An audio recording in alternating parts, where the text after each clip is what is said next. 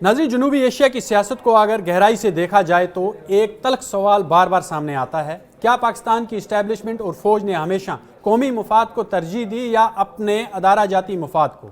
क्या आलमी इत्तेहाद, जंगी शराकतें और स्ट्रेटजिक फ़ैसले अवाम की भलाई के लिए थे या पावर स्ट्रक्चर को मजबूत करने के लिए? मैं इरफान रैना और आप देख रहे हैं न्यूज़ 18 का सोशल मीडिया प्लेटफॉर्म। आज की इस तफसीली और अहम मौजू में हम अमेरिका पाकिस्तान ताल्लुकात और अफ़गान जंगों के तनाज़ुर में ये समझने की कोशिश करेंगे कि किस तरह बार बार के लिए पाकिस्तान किस तरह बार बार हमेशा स्ट्रेटजिक फ़ैसलों का बोझ पाकिस्तानी अवाम ने उठाया है, जबकि फ़ायदा पावर एलीट को मिला है।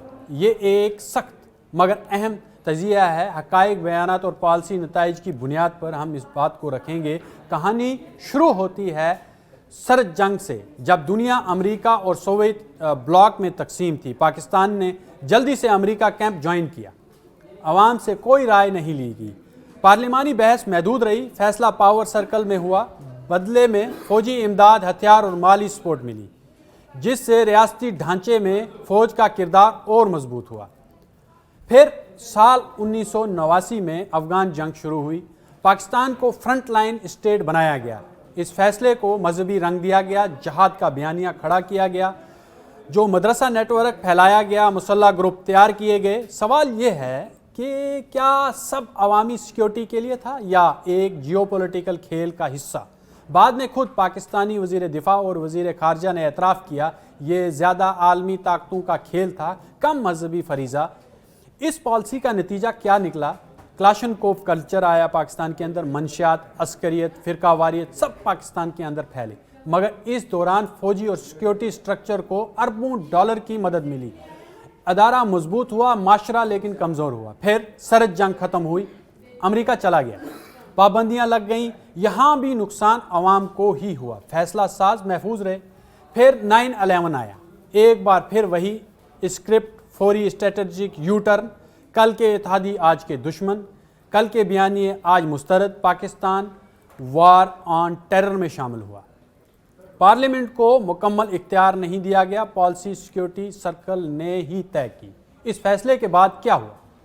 मुल्क के अंदर दहशतगर्दी की लहर, हज़ारों शहरी और फौजी हलाकतें, मईशत को अरबों डॉलर का नुकसान हुआ, अंदरूनी बदअमनी फैली, बेघर आबादी हुई। लेकिन इस दौरान सिक्योरिटी इस्टेब्लिशमेंट को दोबारा बड़े पैमाने पर अमरीकी फंडिंग मिली, कोलिशन सपोर्ट मिला, उसका फंड मिला और फौजी साजो सामान मिला।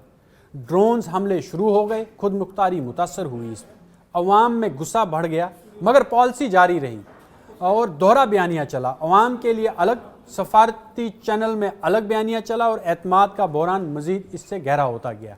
एबटाबाद ऑपरेशन ने तो पूरी कहानी खोल कर रख दी। दुनिया का मतलूब तरीन शख्स उसामा बिन लादेन पाकिस्तानी फ़ौजी शहर के अंदर मिला और अमरीकी फोर्सेस कार्रवाई जितनी भी थी वो करके चले गए। अमरीकी जितनी भी फोर्सेस कार्रवाई थी, यानी उन्होंने अपने अपाची हेलीकॉप्टर एबटाबाद में उतारे, उसामा बिन लादेन को शूट आउट किया, वहाँ पर फायरिंग हुई, धमाकों की आवाज़ें भी सुनाई दी, लेकिन पाकिस्तानी एयरबेस पर कोई हरकत नहीं हुई। उन्होंने उसामा बिन लादेन को अपने अपाची हेलीकॉप्टर में उठाया और लेकर चले गए और अमरीकी फोर्सेस की कार्रवाई करके भी चले गए। ये सिक्योरिटी नाकामी थी या स्ट्रेटजिक तजाद, यानी कि कोई वहाँ से मूवमेंट नहीं हुआ।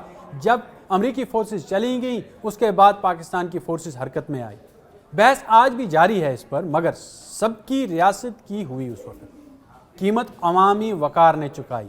इस पूरे अरसे में एक जो पैटर्न वाज़ा नज़र आता है, एक पैटर्न है वो वाज़ा नज़र आता है। स्ट्रेटजिक फ़ैसले ऊपर हुए, नताइज नीचे भुगते गए, पावर स्ट्रक्चर बरकरार रहा, जो सियासी हुकूमतें बदलती रहीं, मगर सिक्योरिटी पॉलिसी का कंट्रोल एक ही के हाथ में रहा, वो है वहाँ की इस्टेब्लिशमेंट यानी फ़ौज।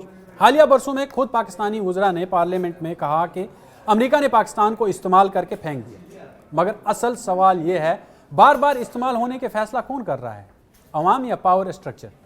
तालीमी बयानिया बदला गया है, खारजा पॉलिसी सिक्योरिटी लेन से चलाई गई, इलाकाई ताल्लुक प्रॉक्सी सोच से मुतासर रहे हैं। नतीजा आलमी तन्हाई के अदवार, माशी दबाव, सफारती अदम एतमाद। अब सूरत हाल वहाँ पर धीरे धीरे बदल रही है। अमेरिका पाकिस्तानी ताल्लुकात जो हैं ट्रांजिट फेज़ में आ चुके हैं। चीन की तरफ झुकाव बढ़ा है, मगर बुनियादी सवाल यही है, क्या پالیسی اب بھی عوامی مفاد پر بنے گی یا ادارہ جاتی مفاد پر؟ نتیجہ بالکل صاف ہے، جب بھی کوئی ریاست سیکیورٹی پالیسی عوامی نگرانی، پارلیمانی بالادستی اور شفافیت کے بغیر بنے، اس کی قیمت دیر سے مگر بھاری ادا ہوتی ہے۔ پاکستان کی مثال اسی ماڈل کا کیس اسٹڈی ہے۔